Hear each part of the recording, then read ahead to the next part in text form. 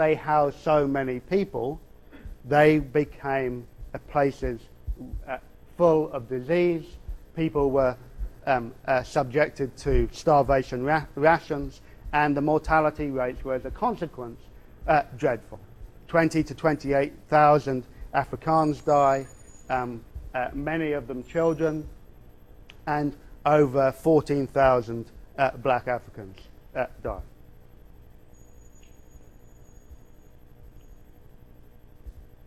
Campbell Bannerman, the Liberal leader in 1901, describes this in a debate in the Houses of Parliament as methods of barbarism. Is this what the British Empire has become? That we are reliant on, I'm paraphrasing, that we're reliant on methods of barbarism to maintain our rule. Wasn't the empire meant to be a civilizing influence, a civilizing mission? And in fact, it's producing barbarism and violence.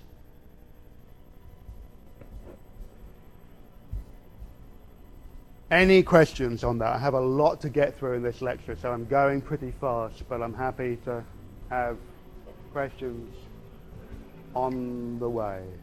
Anyone? All fairly clear? Okay. Yeah.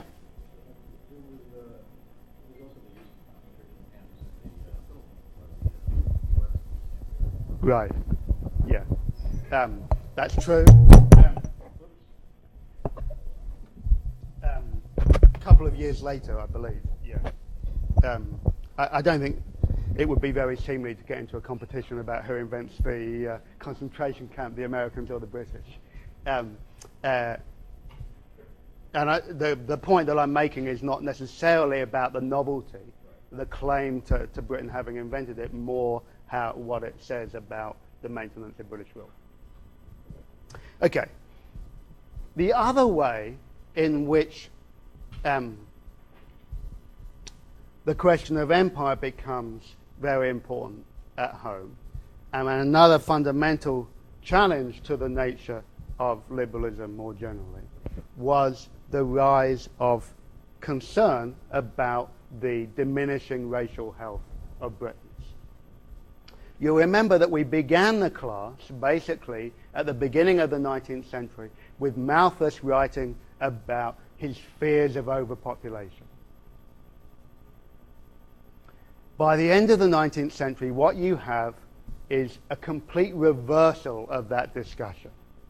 Okay, there is a recognition by the end of the 19th century that fertility was now declining, that people were actually reproducing less quickly and in fewer numbers. The problem was that the decline of fertility was uneven, which is to say that the working classes continued to produce large families, and the more respectable classes tended to produce smaller families. And for many people, that meant that the very nature of the British racial stock was going to degenerate, because the working class were these feeble racial specimens living in these squalid urban conditions, and that Britain simply couldn't put their trust in maintaining their racial superiority upon this population. Intellectually, this fear is probably best exemplified in the development of social Darwinism and the science of eugenics. And in Britain, there are various streams, but in many ways, Francis Galton is the key figure, because he probably does more than anyone to develop the sort of science of race and the idea of selective breeding, and indeed the measurement of the population by different biometric forms. Now, it's important to emphasize that this science of eugenics, and we all know where it ends up, but it was not the preserve of crazy right-wing proto-fascist people. Okay? This concern with racial health, with the idea of using science to try and promote racial health, spread across the political spectrum. So we've already seen some indication of it with Christabel Pankhurst's work. The Webbs, the great social reformers, and Fabian socialists were very taken by the ideas of eugenics. Arthur Balfour, a liberal leader, also is interested, as was Churchill. So right across the political spectrum. And in a way, one illustration of that was the creation of this splendidly named committee in 1904, the Interdepartmental Committee on Physical Deterioration, which was a parliamentary committee designed to investigate whether the British population was indeed physically deteriorating.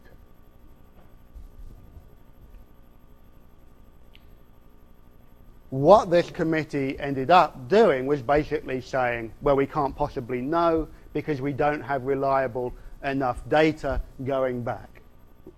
But what we can now do is put a great more effort into measuring the racial health of the population now, and of trying to develop systems that will help produce healthier people.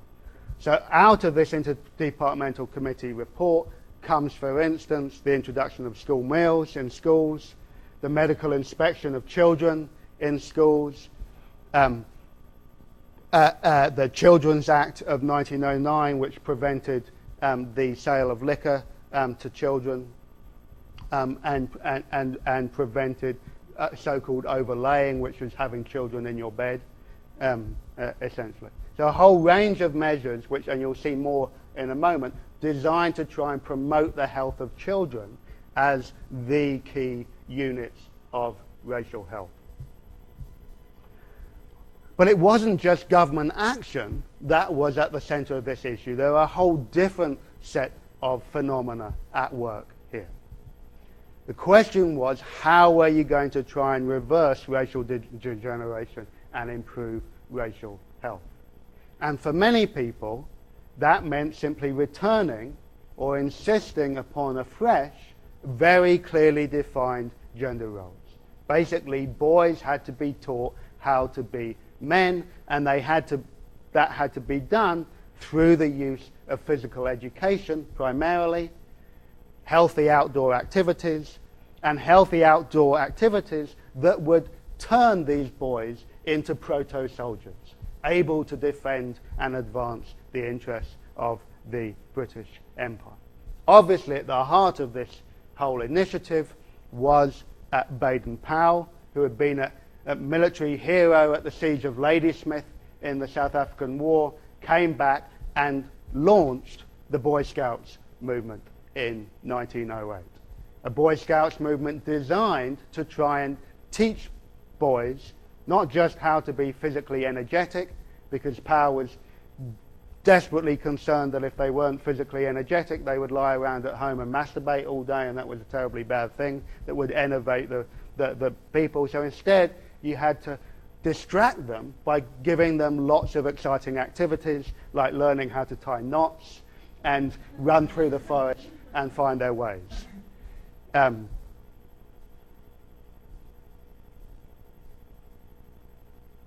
In a way, this type of culture produced heroes, not just heroes like Baden-Powell, but heroes like Scott. The great story of Scott and the Antarctic, of Scott's failed mission to reach the Antarctic first, absolutely gripped the British people. And it was the adventure, it was the heroism, it was the sheer, buff masculinity of people like Antarctic that was the key element of his popularity. The flip side of that was, of course, that there were men who didn't perform these roles. And it's not any coincidence that in the 1880s and 1890s, you have a growing attention paid to the definition and pathologization of homosexual men. Most famously in the Criminal Law Amendment Act of 1885 and the showpiece trial of Oscar Wilde in 1895, where effeminate, dandy type of men who had once been legion now became associated with sick and sinful behavior.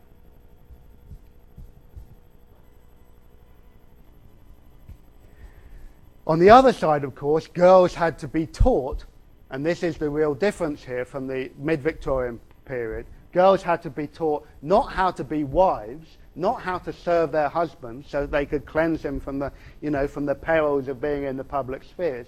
Instead, the new onus was on training girls to be mothers so that they could look after and raise healthy children. And at the heart of this was a so-called new ideology of maternalism, okay, that was designed to try and teach mothers how to raise healthy and hygienic households, okay? And here, of course, the application of scientific techniques, the introduction of home economics, became increasingly important. And charity workers and indeed state workers, like midwives and health visitors, again created by the interdepartmental, by the recommendations of the interdepartmental report on physical deterioration, went into the households of working class neighborhoods and tried to teach women how to run their households more efficiently, how to make their few pounds and pennies go further, and how to create a hygienic household for their children. And then the final part of this jigsaw is the issue of immigration.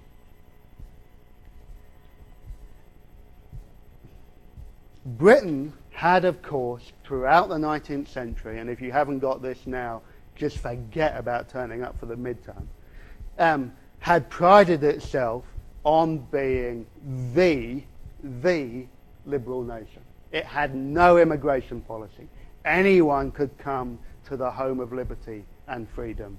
Everyone could enjoy the rights of freeborn Englishmen in England. Okay? You just had to come. That began to radically change in the last 2 decades of the 19th century.